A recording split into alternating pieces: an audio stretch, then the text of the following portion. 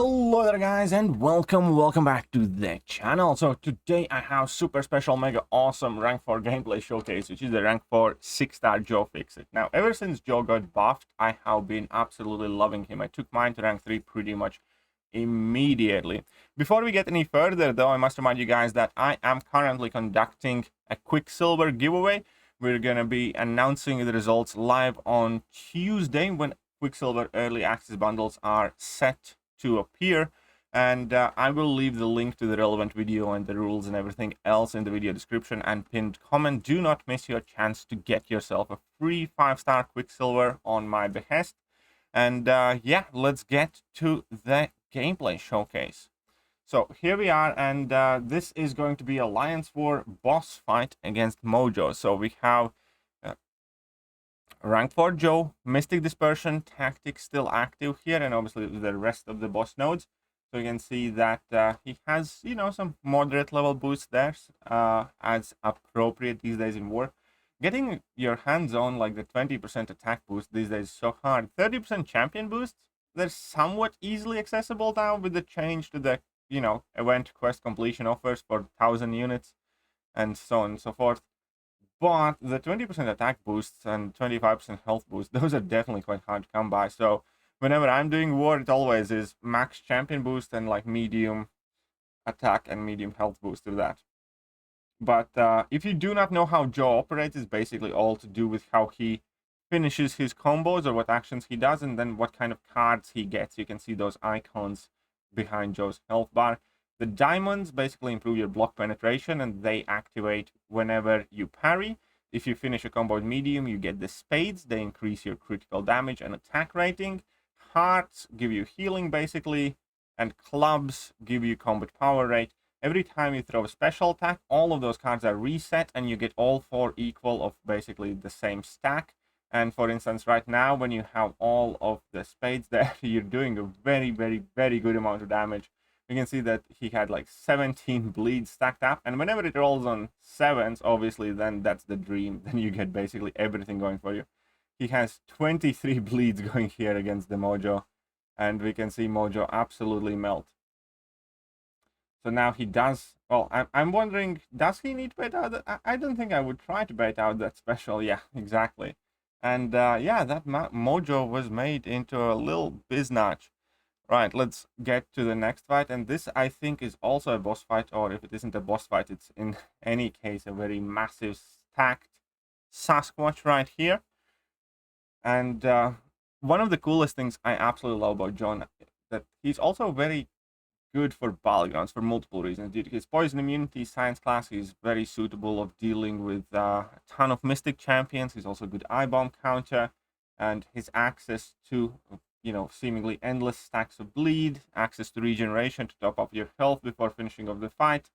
And yeah, he is, you know, one of the best options against, for instance, Sasquatch in battlegrounds. And it is going to be also demonstrated here that he does extremely well against Sassy, for example, in Alliance War.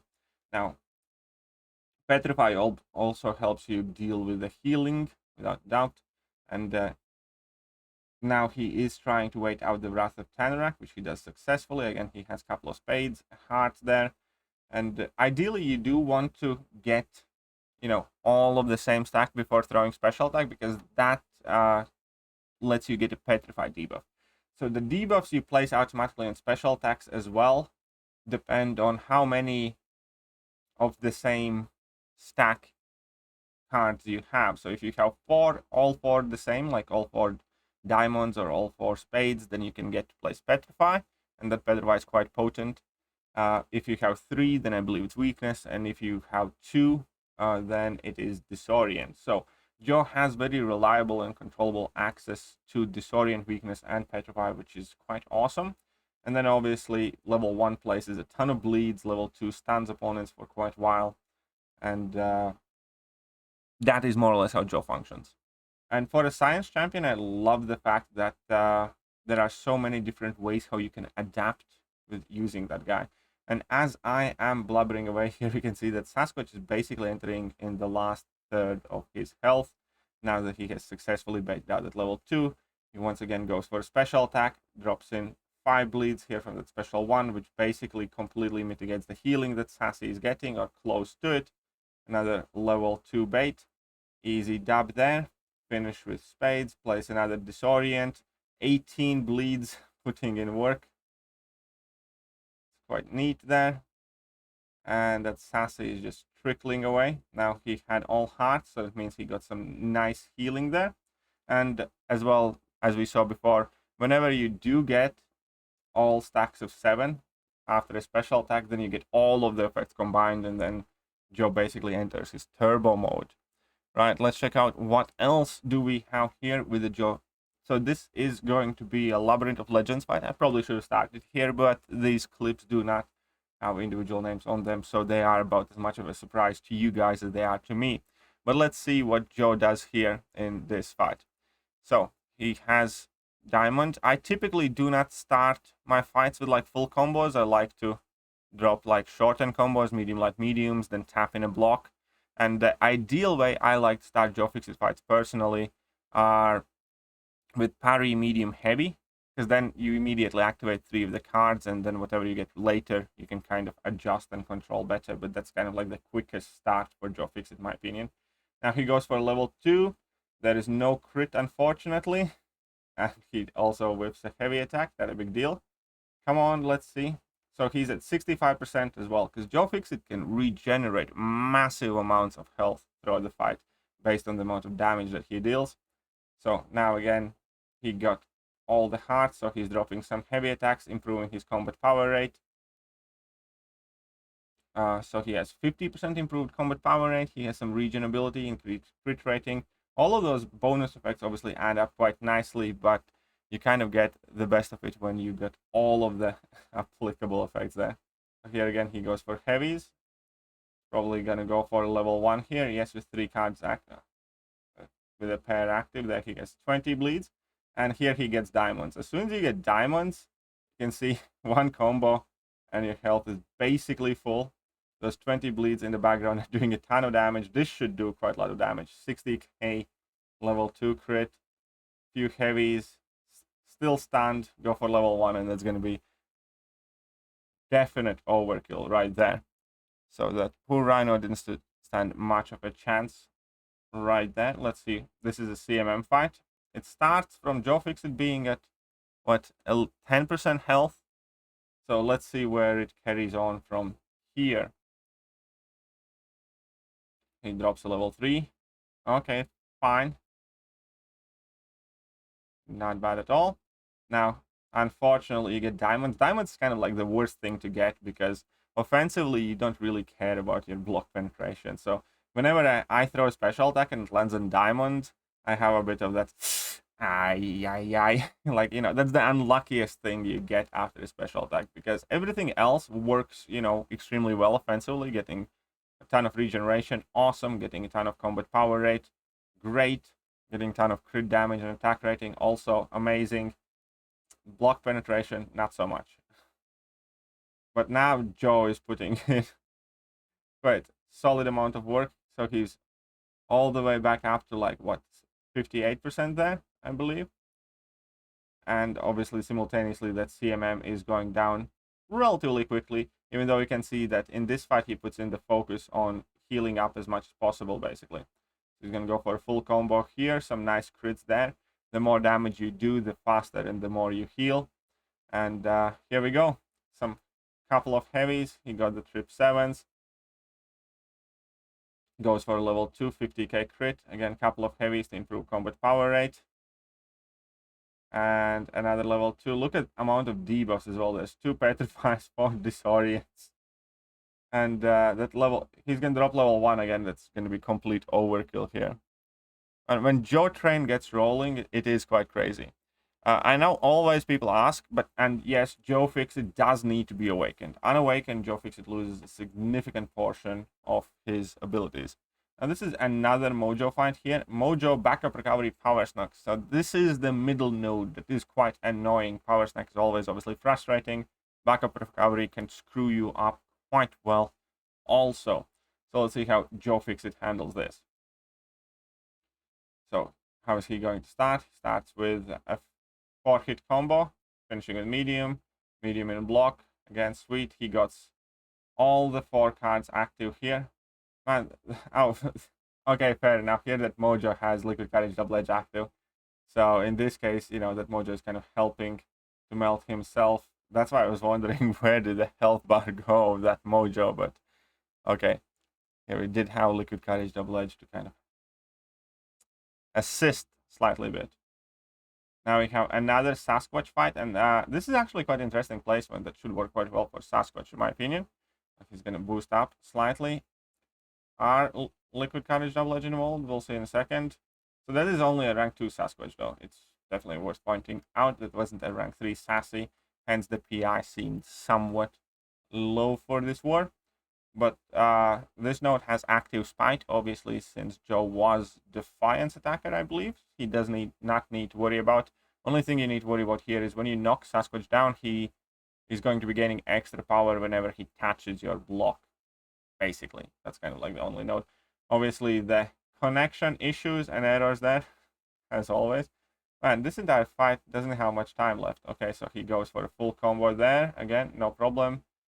Avoids that parry after that. Yeah, one thing that can annoy people and does annoy me at times as well, there are plenty of instances where you are actively trying to avoid getting parried. But let's see, so he has 8 bleeds here on Sassy Boy. Heals back up to full, gets for 10 bleeds. He has 20 bleeds, and I think that Sassy is probably done for. Yeah, that was a little bit of a melt there. Who else do we have here? What is this next clip? This is against Wolverine. Fair enough. Let's see how Joe tackles Labyrinth of Legends Wolverine. In between, obviously, if you have Despair, then it's extremely easy fight. But even without Despair, because he does have access to those Petrifies, this fight should not be too much trouble. You just need to make sure that you throw your special attacks with all 4 cards of the same stack, and that's it. So he's going for hearts here, and soon as he finishes the 4th combo here with a light, sweet. So now he's healing up slightly more. He's probably going to try and build himself up close to 3 bars of power. Oh no, he's going for level 3 first. Fair enough. Level 3 does help increase, I believe, the potency of all of your effects as well, but he's just going flat out for the healing here. Okay, you know, a little bit of health top up never hurt anybody, I suppose. So he's just gonna box his way to a full health bar. Why not? Straight up heal fest, and then let's see how he nukes down that Wolverine. Alright, so he's at 84% there, not bad. Started at 30%, I believe. So that regeneration definitely is something to be respected. I do actually personally enjoy using Joe Fixit more when I'm running Liquid Courage Double Edge, because his healing is based on the amount of damage you do. So it's quite extremely easy to kind of like offset the difference, and then for the rest of the fight you just have more damage. In general, I think Joe Fixit is arguably the most suicide-friendly champion in Science class. Specifically, obviously we have, you know, Ghost and Omega Reds and so on and so forth, but in Science class I think he's arguably the guy to run those masteries with, which is quite important in itself, because Science class is not necessarily famous for being recoil friendly. If I would have to make a claim there, I'd actually say that Science class is arguably the most Liquid Courage Double Edge unfriendly class, speaking, which a lot of people do not like. So hopefully in future we do see more champions like Joe that are Liquid Courage Double Edge friendly.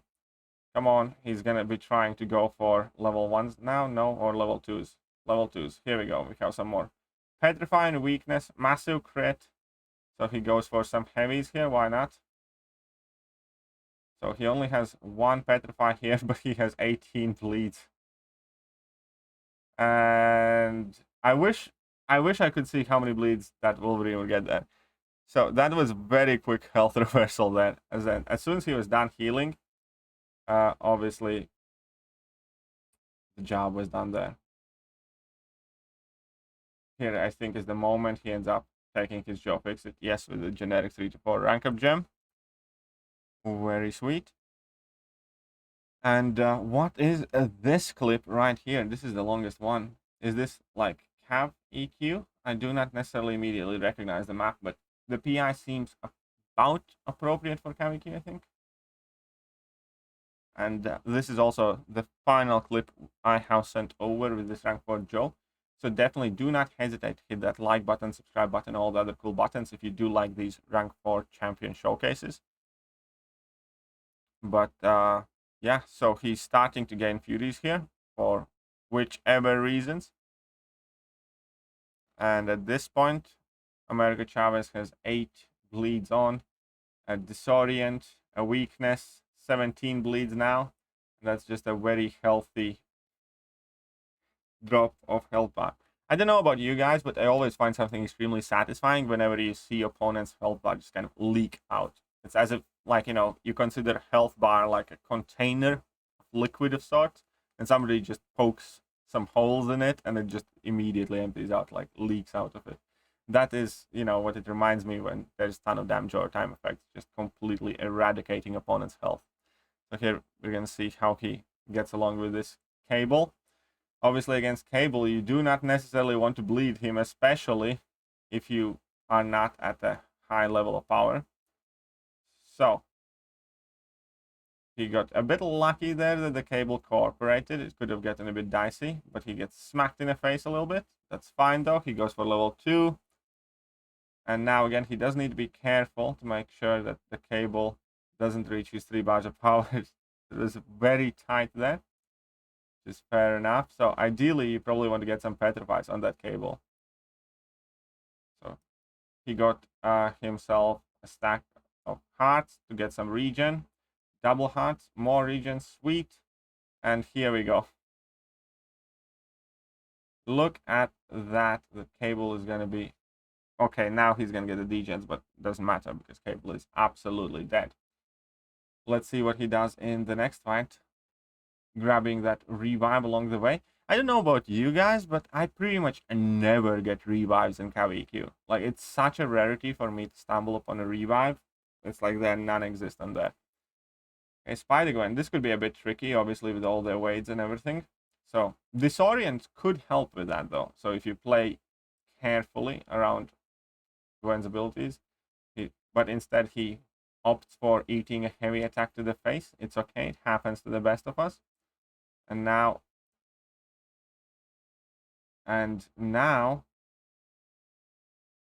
he drops a special in the block. That Spider-Gwen is definitely getting the better of him for now, but that's quite alright, because he drops another special in the block.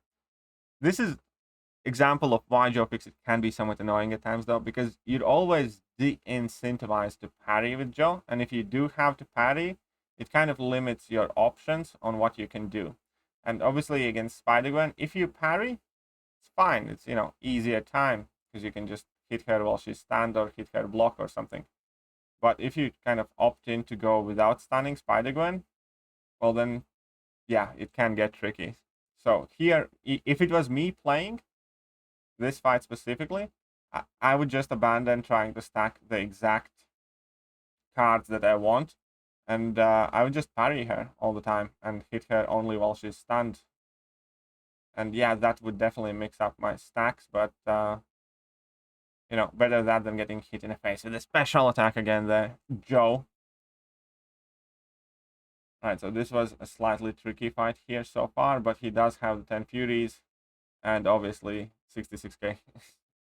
Crit on a special to finish it off. Get to the next fight, and we're gonna wrap it up there. Let's have Joe finish this up, you know, properly. So against Angela again. Against opponents that do not have limber, the best start is parry, medium, heavy, because then you get diamonds, spades for landing a medium, and heavy attack is its own hard. So you get three cards basically with this, you know, first parry. So that's kind of like the quickest way how to start off with Joe Fixit, at least in my limited experience. I know that Nick is an absolute Joe expert. Nick also took his Joe to rank 4, so he also is bound to have some amazing rank 4 Joe Fixit gameplay. I think he also ranked up Karnak, so definitely some interesting gameplay coming up on his channel with that too. Nonetheless, we're about to see Joe get some decent amount of heal here with the 3 hearts, and now he does have clubs, so he's gonna get decent amounts of power back. Not bad. He's going for level 2, going for a couple of heavy attacks, and we're gonna see a ton of damage here. Right. That is going to be about it. Again, do not forget about the Quicksilver giveaway. You still have up until Tuesday to enter. I will leave all the relevant links and information in the video description. Meanwhile, I hope you guys enjoyed the video, and hit that like button, hit that sub button, hit all the other good buttons, and I'm going to catch you guys later. See ya.